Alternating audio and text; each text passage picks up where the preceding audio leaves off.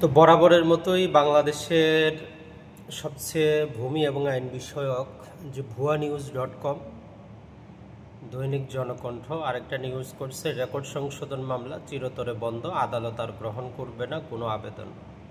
প্রতিটা এদের হেডলাইন হচ্ছে ক্লিকবিট, নিউজের ভিতরে কোনো তথ্য নাই, একদম সম্পূর্ণ 2 নাম্বারই। তো এই পত্রিকাটার প্রতিটা রিপোর্টে গিয়ে ভুয়া নিউজ, মিসলিডিং নিউজ আপনি কি করবেন, রেফার করে দিবেন, তাইলে পত্রিকাটাই বন্ধ হয়ে যাবে। আর না হলে এই পত্রিকাটার অফিসটাই গুড়িয়ে দেওয়া দরকার। গত 3 মাসের এদের ভূমি বিষয়ক নিউজগুলো যা দেখেন প্রতিটাই ভুয়া। তো নর্মালি রেকর্ড সংশোধন হয় কি?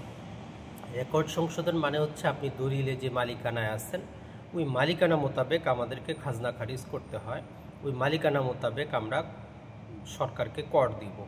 এখন ওইখানে যদি অন্যজনের নাম, প্রতারণা, ভুয়া অন্য কোনোভাবে হয়ে যায়, আমাদের কাছে 2টা অপশন থাকে।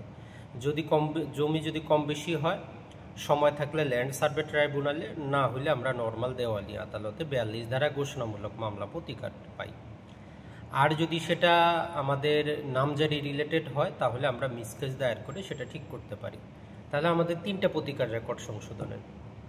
একটা হচ্ছে রেকর্ডটা পাবলিশড হওয়ার পর ল্যান্ড সার্ভে ট্রাইব্যুনালে 2 বছরের সময় থাকে তখন, আর না হলে যে কোনো সময় 42 ধারায় ঘোষণামূলক মামলা। এর বাইরে যদি নামজারি বা খারিজ খতিয়ান রিলেটেড সমস্যা হয় তাহলে এসিল্যান্ডের কাছে যে কোনো সময় 150 ধারায় মিসকেস দায়ের করে ঠিক করা যায়। তো এইসব বস্তা পচা পত্রিকার সম্পাদককে যদি পাইতাম বা আপনারাও যদি পান, পচা ডিম না, তাদের বিল্ডিংটাই গুড়িয়ে দেওয়া দরকার।